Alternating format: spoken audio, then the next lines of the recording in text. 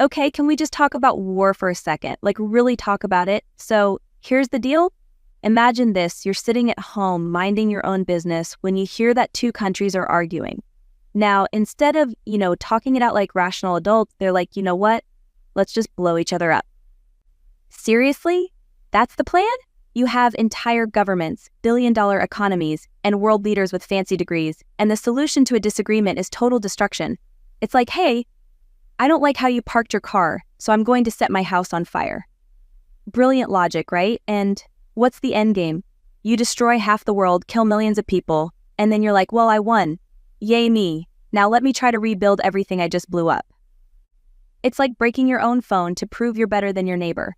But now you're both standing there with no phones, just staring at the ground, thinking, wow, that was smart. I mean, let's be real here. Wars cost trillions of dollars. You know what you could do with that kind of money? I don't know, maybe feed the entire planet, cure a few diseases, build a spaceship to Mars, just because you can, but nope. Let's buy more bombs. Seems legit. And here's the kicker. After all the fighting and destruction, guess what happens? They still have to sit down and talk to each other, the same thing they could have done from the start. So except now the conversation is happening over piles of rubble. A little late, don't you think? Look, I get it. People disagree.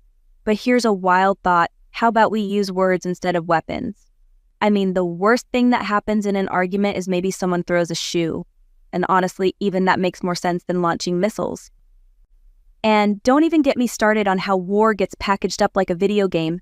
You've got leaders who are like, press the button for invasion, level up with more tanks. Meanwhile, actual people are out there suffering, losing everything. But hey, it's all for the greater good. Right? I guess what I'm saying is, war is kind of like trying to put out a fire by throwing gasoline on it. It's messy, it's costly, and no one really wins in the end. So maybe, just maybe, we could start using our brains a little more? Just a thought.